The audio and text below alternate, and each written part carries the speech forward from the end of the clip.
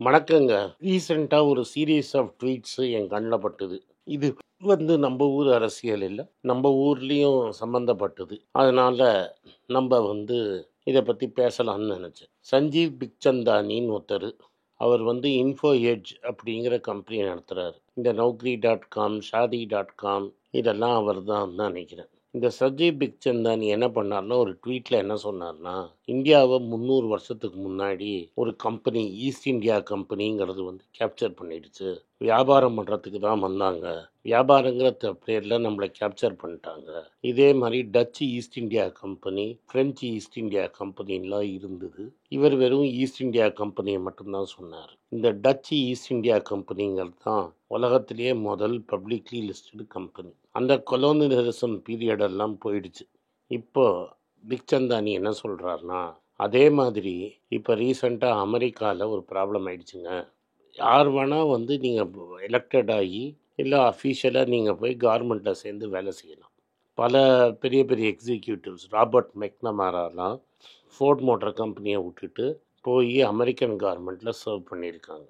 நம்ம ஊரில் நந்த நிலைக்கணி வந்து இன்ஃபோசிஸை விட்டுட்டு கொஞ்ச நாளைக்கு ஆதாரோட தலைவராக இருந்தார். பிஸ்னஸ்லேருந்து கவர்மெண்ட்டுக்கு போவாங்க.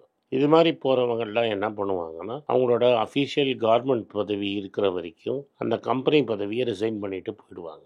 முன்னாடி ஐடிசியில் தலைவராக இருந்த யோகி தேவேஸ்வர் கொஞ்ச நாளைக்கு ஏர் இந்தியா, இந்தியன் ஏர்லைன்ஸை நடத்தினார். ஒரே ஒரு ஆள் வந்து கார்மெண்ட் கம்பெனியும் நடத்திக்கிட்டு அவரோட கம்பெனியை நடத்திட்டு இருந்தவர் முன்னாள் டாடா குடும்ப தலைவர் ஜேஆர்டி டாட்டா. அது ஏன்னா அவர் ஒரு ஸ்பெஷல் கேஸ்னு கவர்மெண்ட் ஏன்னு சொன்னாங்கன்னா, அவங்க ஏர் இந்தியாங்கிறது அவர் கம்பெனி. அவர் கம்பெனியை கவர்மெண்ட் பிடிங்கிறதுனால நேரு என்ன சொன்னார்னா, நீங்கள் நடத்துங்க. 1977 ஜனதா கட்சி வந்து அவரை தள்ளிட்டுருச்சு அந்த பதவியிலேருந்து. அப்புறம் திரும்பி அவர் போவே இல்லை. இன்றைக்கி ஏர் இந்தியா வந்து திரும்பி அவங்க குடும்பத்துக்கு வந்துருச்சு. இது வந்து ஒரு வரலாறு, நான் உங்களுக்கு புரியறதுக்காக சொன்னேன். இப்போ இவர் என்ன சொல்கிறாருன்னா, பிக்சந்தானி அமெரிக்காவில் முதல் வாட்டி கார்மெண்ட்டில் ஒரு பிஸ்னஸ் மேன் வந்துட்டு அவர் வந்து அவரோட பிஸ்னஸையும் ரிசைன் பண்ணாமல் அதே சமயத்தில் இதுலேயும் உட்காந்துட்ருக்காரு, கார்மெண்ட்லேயும். சில நாள் வந்து கார்மெண்ட்டில் இருக்கார், சில நாள் வந்து அவர் ப்ரைவேட் வேலையை பார்க்குறாரு. இன்ஃபேக்ட் ஒரு வீடியோ வைரலாக போச்சு. ட்ரம்ப்போட அவர் வரைச்ச அவரோட பையன் ஸ்பேஸ் எக்ஸ், அவன் பையன் பேர் எக்ஸ். ஏன்னா அவர் கொஞ்சம் எக்ஸுங்கிற வார்த்தை பிடிக்குங்கிறதுனால எல்லாத்தையும் எக்ஸுன்னு வைப்பார். பையன் பேரும் எக்ஸ். அந்த எக்ஸுங்கிற பையனையும் கூடயே தூக்கிட்டு ட்ரம்ப்பை பார்க்க வந்தார். கொஞ்ச நாள் இந்த பையன் ட்ரம்ப்கிட்ட பேசிகிட்டு இருக்கிறான்.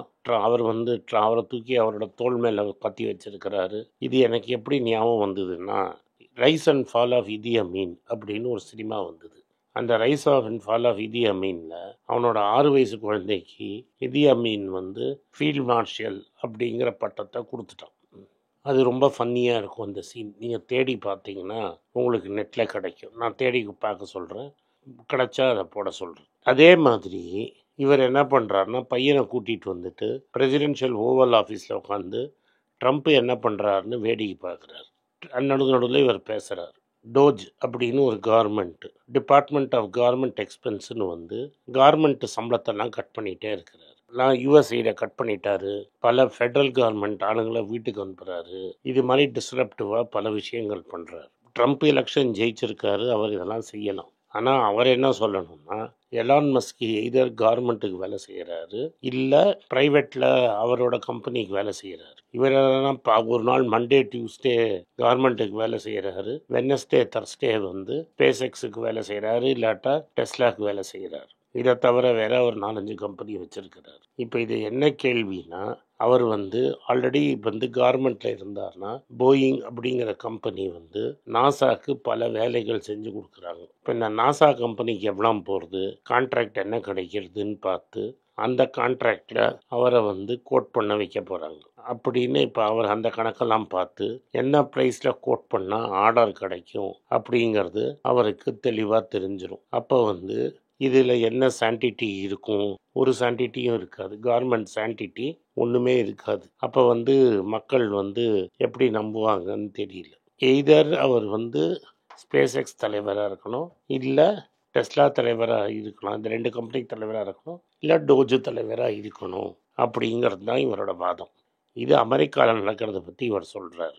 அடுத்தது என்ன பண்ணுறாரு, நம்ம இந்திய பிரதமர், அமெரிக்க பிரதமர், நம்ம ஊர் பிரதமர் அந்த ஊருக்கு போய் உட்காந்துக்கிட்டு எல்லா அஃபீஷியல்ஸு, கேபினெட் மினிஸ்டரு, அங்கே இருக்கிற அம்பாசிடர் எல்லாரையும் கூப்பிட்டு போய் ட்ரம்ப்பை பார்க்குறாரு. ட்ரம்ப்பை மட்டும் பார்த்தா பரவாயில்ல, ட்ரம்ப்புக்கு கல்யாணம் பண்ணிக்காம லேட்டஸ்ட்டு அவங்க குழந்தையோட அம்மா வந்து கேர்ள் ஃப்ரெண்டு, ட்ரம்ப்பு அவன் கேர்ள் ஃப்ரெண்டு, அவங்க 4 குழந்தைங்க, அதுக்கப்புறம் அதில் மேலே அந்த குழந்தைங்களை பார்த்துக்கிற ஆயா அம்மா, இவங்கெல்லாம் ஒரு சைடும், இந்தியன் அஃபீஷியல்ஸ் எல்லாம் இப்போ பிரதமர் சைடும் ஒரு சைடு. இதோட இந்தியாவுக்கு என்ன பெரிய அவமானம்? எந்த பேசிஸில் அவர் பார்த்தாரு? ட்ரம்ப்பை இதை கேட்குறாங்க.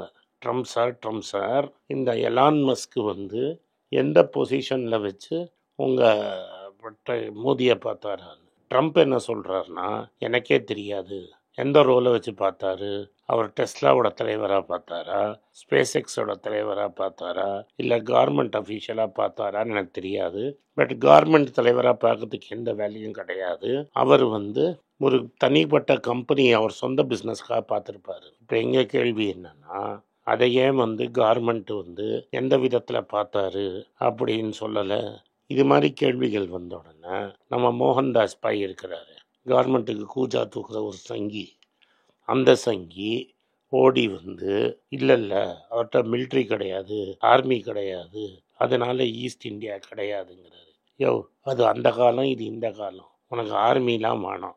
இப்போ நான் உங்களுக்கு இன்னொரு எக்ஸாம்பிள் சொல்கிறேன். சங்கி பாய் கேட்கறதுனால ஒரு 20 நாளைக்கு முன்னாடி ட்ரம்ப் வந்து எலான் மஸ்க் ஒரு ட்வீட் போடுறாரு, F-35 தண்டமான பிளெயினு, மோசமான பிளெயின்னு. அதோ ரெடி பண்ணதை எவன் தலையிலையாவது கட்டணும். உடனே ட்ரம்ப் வந்து நம்ம தலைவர்கிட்ட சொல்கிறாரு, நீ F-35 பிளெயின் வாங்கிக்கோ, அது சூப்பராக இருக்கும் அப்படின்னு. உடனே நம்ம தலைவர் வானான்னு சொல்லாமல் அப்படின்னு சொல்லிட்டு வந்திருக்கிறாரு. அப்போ இந்தியா தலையில் ஒரு F-35 பிளெயினை கட்டுறீங்க, மஸ்க் அந்த பிளெயின் சரியில்லைங்கிறாரு. இப்போ சரியில்லாத பிளெயினை ஏன் நம்ம வாங்கணும்? அங்கேயே இவர் வாங்க மாட்டேன்ட்டு சொல்லிட்டு வந்திருக்கலாமே, ஏன் வாங்கணும்? முன்னும் சொல்லாமல் ஏன் திரும்பி வந்துட்டாருன்னு கேள்வி கேட்கப்படுமா, கேட்கப்படாதா? ஸோ இது வந்து ஒரு நாட்டோட பிரதமர், 140 கோடி பேர் இருக்காங்க. இந்த சமயத்தில் நீங்கள் வந்து ஏன் வாங்கணும் வாங்கலைன்னு சொல்கிறீங்க. இன்னொரு விஷயம் கூட இருக்குது, ஸ்டார்லிங்க் அப்படின்னு அவர் ஒரு சேட்டலைட்டை வச்சு உலகத்தை லிங்க் பண்ணி அது மூலமாக செல்ஃபோன் கனெக்ஷன், இன்டர்நெட் கொடுக்கறதுக்கு தவிச்சிட்ருக்காரு. இந்தியாவில் அவருக்கு பர்மிஷன் கிடைக்கல, அதனால அதை ஆஃப் பண்ணி வச்சுருக்காங்க. ஆனால் நம்ம ஊர் செக்யூரிட்டி ஏஜென்சிஸ்லாம் என்ன சொல்கிறாங்கன்னா, மணிப்பூரில் ஆர்ம்ஸ் அண்ட் அம்யூனேஷன் பிடிச்சம்போது அவங்க ஸ்டார்லிங்கை வச்சு பண்ணதாக கண்டுபிடிக்கப்பட்டிருக்குது. இந்த ஸ்டார்லிங்க்குங்கிறது கிரிமினல் ஆக்டிவிட்டீஸு யூஸ் பண்ணப்படுதுன்னு பிஜேபி ஆட்சியில் இருக்கும்போது நம்மளோட செக்யூரிட்டி ஃபோர்ஸஸ் சொல்கிறாங்க. இது மாதிரி ஆட்களை நம்ம பிரதமர் போய் அதை ப்ரொஃபஷனலாக பார்க்கணுன்னா அவன் எம்ப்ளாயீஸோட பார்த்தா, டெஸ்லாவில் வேலை செய்கிறவன் இல்லை ஸ்பேஸ் எக்ஸில் வேலை செய்கிறவனோட சேர்ந்து பார்த்தா பரவாயில்ல. அவனோட வீட்டு ஆயம்மா, அவன் கேர்ள் ஃப்ரெண்டு, 4 பசங்களோட ஏன் பார்த்தாருங்கிறது நாட்டுக்கு சொல்லணும், மோகன்தாஸ் பாயும் சொல்லணும். இது என்னோட கோரிக்கை. நன்றி, வணக்கம். வணக்கம். இது ஆனந்த் ஸ்ரீனிவாசன். இது என்னோட பர்சனல் சேனல்.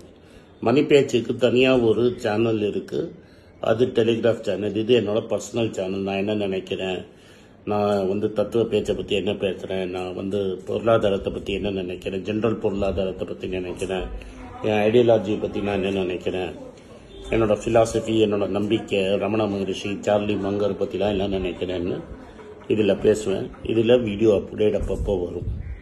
நீங்கள் சப்ஸ்கிரைப் பண்ணிங்கன்னா என்ன நீங்கள் பர்சனலாக ஃபாலோ பண்ணுறீங்க. இது மணி பேச்சு இல்லை, இது இன்வெஸ்ட்மெண்ட் இல்லை.